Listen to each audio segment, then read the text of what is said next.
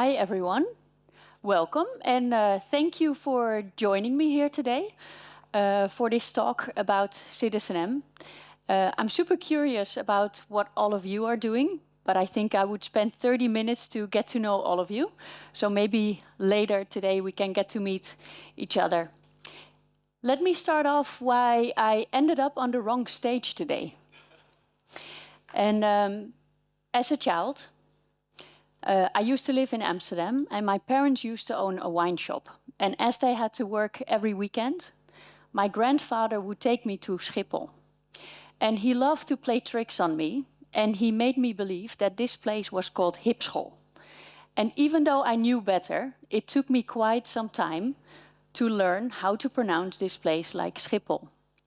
Well, what he did, he used to take us every Saturday to the runway. And while the whole family was watching the airplanes, I was doing something completely different. I was gazing at the air traffic control tower, imagining myself being in that tower one day myself. And after secondary school, where a lot of my fellow classmates had no clue what to do next, I knew exactly what I wanted. I wanted to be an air traffic controller. So I decided to talk to my father because I thought, yeah, let's run the idea by him. And I said, Dad, this is my dream. I want to become an air traffic controller. And he paused for a long time before he responded.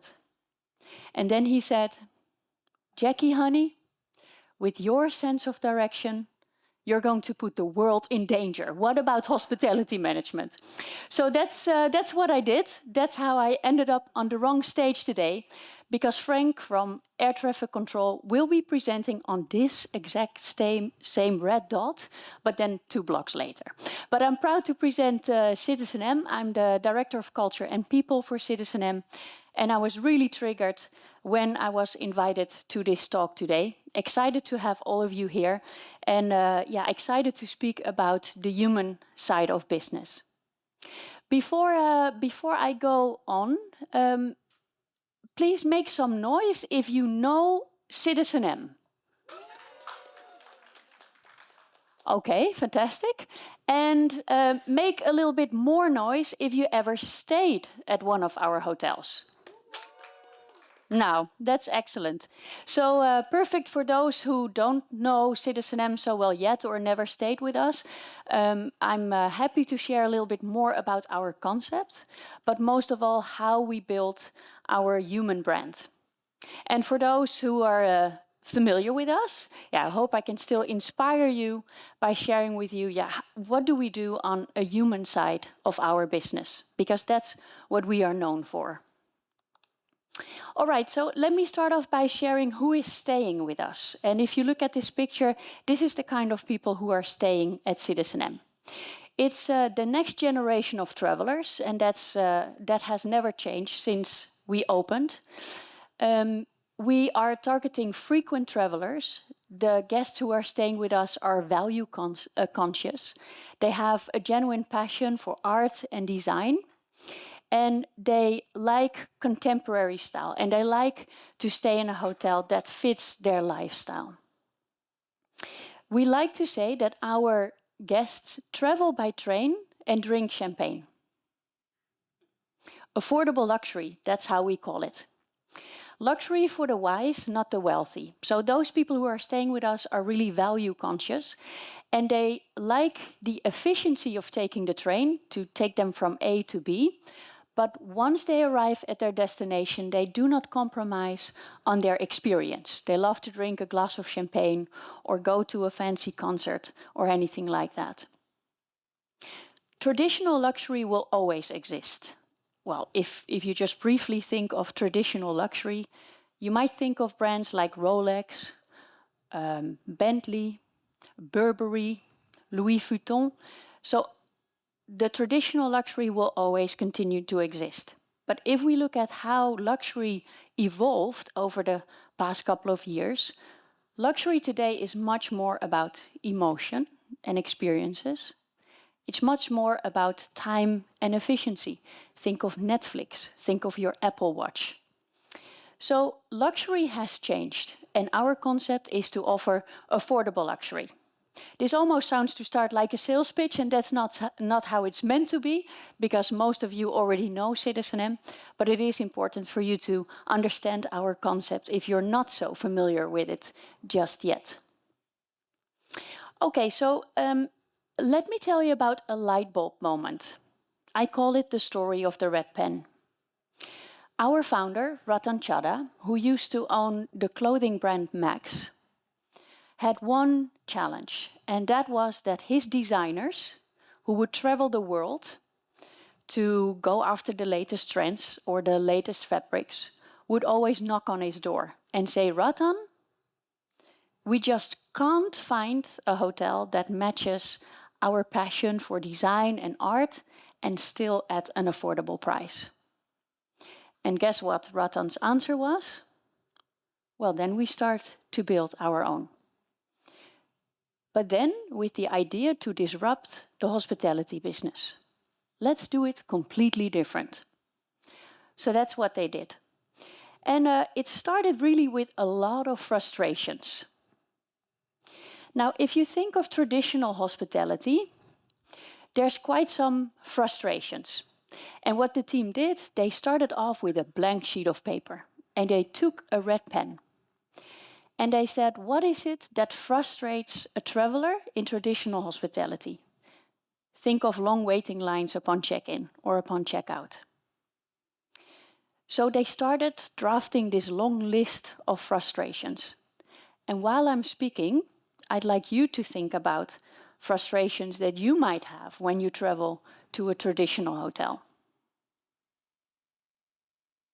And as you're doing, I'd like to share my biggest frustration.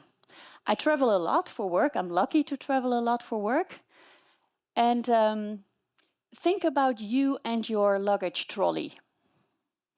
So I don't know if you are regular travelers or if you traveled, but you leave your house with your luggage trolley. You take it from home to Schiphol. You take it from Schiphol and you carry it into the airplane. You stuck it in the cabinet. Then you take your suitcase all the way into the other airport. Then you take it all the way to your new destination. If you're lucky, your suitcase gets squeezed in the subway station. And then finally, when you and your trolley arrive in your new destination, there's a bellboy who says, "Ma'am, can I take your luggage up to the room?" And then also expect to be tipped. Well, you know what I'm thinking then? I'm thinking, well, the last 5 meters to my room, I can take my own trolley. So that's one of the frustrations that you can think of. Another thing which always makes me smile. What is it that you do before you go to bed? Well, I brush my teeth. You watch a movie, we do different things, but I brush my teeth. And I think, well, I hope 98% of us brush our teeth before we go to bed. At least I do. And then in traditional hospitality, I brush my teeth in the bathroom. And then I walk over to this big bed. And what do I find on my pillow? A chocolate. Yeah, nice, a chocolate. Interesting, I just brushed my teeth and there's a chocolate on the pillow. So what did the CitizenM team do? They said that's all hidden costs.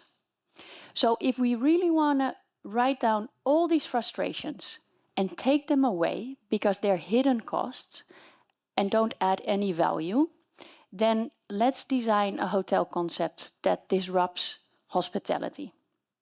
And since then, we've been known as the disruptors of hospitality. What you need to know about our concept is that our rooms are pretty small. You could even call them a sort of a box. But what you find in your room is absolutely brilliant. You have the best bed. You can't imagine how many guests of ours ask, where do I buy this mattress? You have the fluffiest pillows, the fluffiest towels. You can control your complete room with just one iPad. You have free movies, free water, free Wi-Fi, so everything you need is just brilliant. Why do we have these small rooms? Because we are located in the best cities of the world. So why would you even want to spend time in your hotel room? And if you want to spend time in the hotel, we have beautifully designed living rooms. We don't call them lobbies because lobbies in traditional hospitality are big and very unpersonal. So living rooms is where our guests enjoy spending most of their time, maybe even taking off their shoes and relaxing on our Vitra furniture. So that's really what our concept is about. Now, we are known to be disruptors. And 2 weeks ago, we won the Heineken Award. And why did we win the Heineken Award? We have celebrated our success to disrupt the game of hospitality in Northern America. And we've been recognized for our inclusive employment. So we're super proud of that award. And it also shows that the concept that was designed back then is still working. So we're quite proud of that. So are we then any better than a Hilton or a Sheraton? No, we're not. We're just different. We like to do things differently. And most likely, and I have Andrew here sitting in the room, he has been the hotel manager here of CitizenM Schiphol, so just across the street. And we have guests who really absolutely love the Hilton or the Sheraton. And if they do, most likely they don't like our concept. But those people who really love the CitizenM concept most likely will not like Hilton or Sheraton. So we're not any better, but we're just different. There's one thing that we do know, and that is that our guests really, really like us. And what you see here, and I promise this is the most boring slide of the whole presentation, but I'll give it some context. So what you see here is guest review index. So it's a way to measure how much your guests like you. And what you see here is a trend starting in 2020 up until 2023. And the blue line is us, and the gray line is our competition set. And what you see here in the blue line is that we are consistently high rated compared to our competitors. What I'm not showing here is another way to measure success, and that's through NPS. Is there anyone familiar with NPS? You're nodding here, yeah, some of you are. Yeah, you're working for Delta, I'm sure you do. Yeah, so NPS is Net Promoter Score, and that's the answer to the question, would you recommend our brand, whether it's Delta or whether it's CitizenM, would you recommend this brand to your friends or family? And we have always been on #1 since the start of CitizenM. And only recently we got beaten by our competitor, the Edison Hotel Group. And we are really fighting hard to get back to pole position. It kind of frustrates us.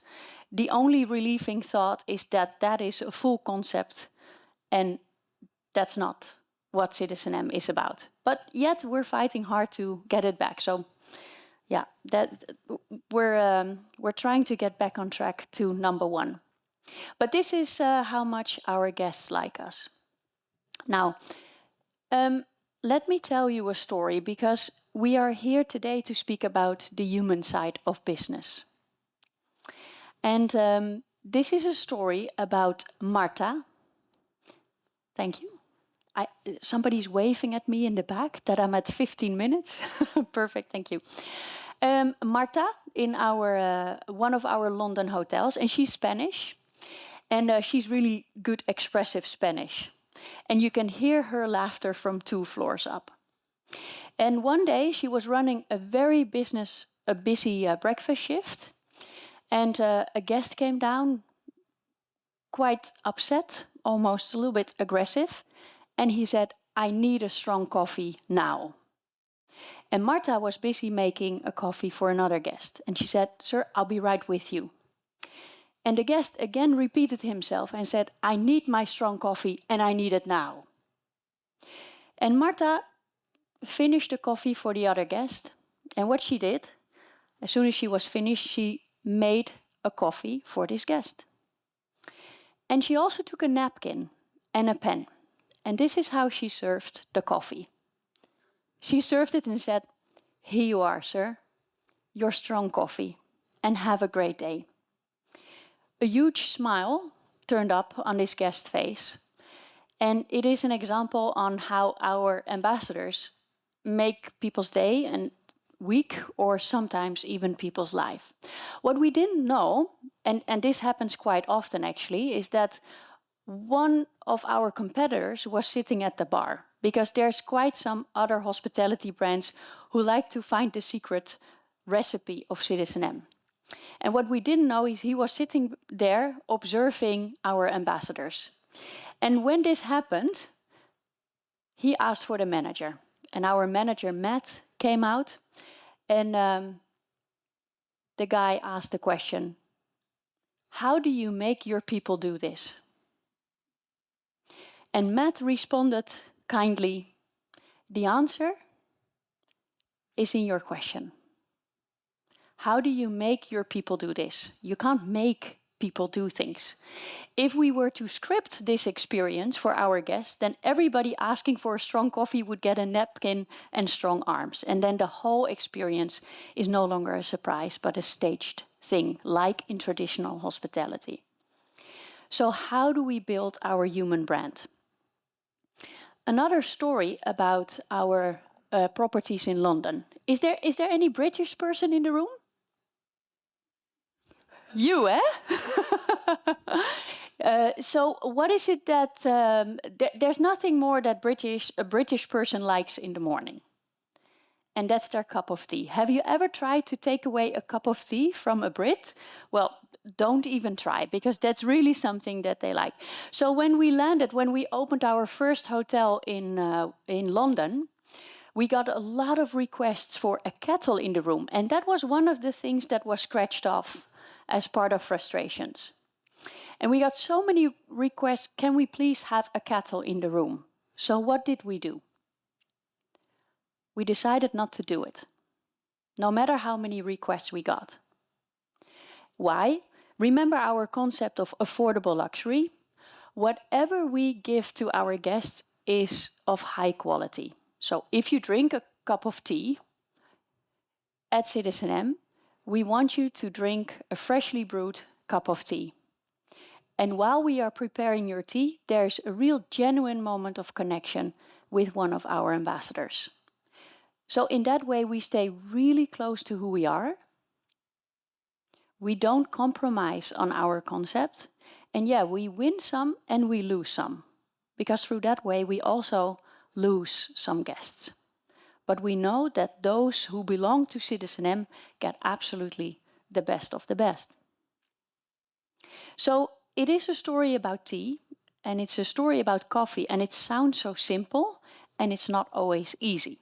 But it is really what CitizenM is about. Okay, so how do we build a human brand? And how can you build a human brand? How can Marta do what she does? How can she make a difference every day? And Marta is just a metaphor for all our ambassadors in the hotels. There's two things. One is leadership. I Googled leadership this morning, and when you Google leadership, you get a 4.3 billion hits. So there's a lot written about leadership. We have defined our own vision on leadership within CitizenM, and I can talk about it for hours or the rest of the day, but I also want to give Frank from Air Traffic Control his airtime later on this stage. But what I do want to talk to you about is the environment you create for your employees, because that's number 2 of the secret sauce. So how do you build an environment where Martas want to do this? In all my years, in all the companies I've met, I've never met a company who said, "I don't give a shit about my customers." And no company says, "I don't give a shit about my employees." We all do, right? But the question is, how does it show? How do we make our people feel? When I scan parking lots, I'm always amazed that the parking place for the CEO is closest to the entrance, whilst the CEO is most likely the one to say, "My employees are most important." And how come that most of housekeepers or maintenance staff or employees need to enter a building through the back door, whilst guests and customers just enter the main entrance. So it's just small things to think about. How do you make your people feel? Because it sounds so simple and it's not always easy, but it makes a big, big difference. Now, take out your red pen. Look underneath your chair. Yeah, there's no red pen. Got you there. Got you there. And that's on purpose because it's not literally about a red pen. The red pen is really a mindset. So now when you take your red pen to your industry and you think about those things you want to take away, it's not a matter of scratching things off. It's not a matter of taking things away, but it's really to add value to your employees or your customers. Because now, no matter how technology-driven the world is becoming, there's really one thing that will never change, and that is that we all really genuinely want to be seen. You, me, and all our guests and customers. Thank you.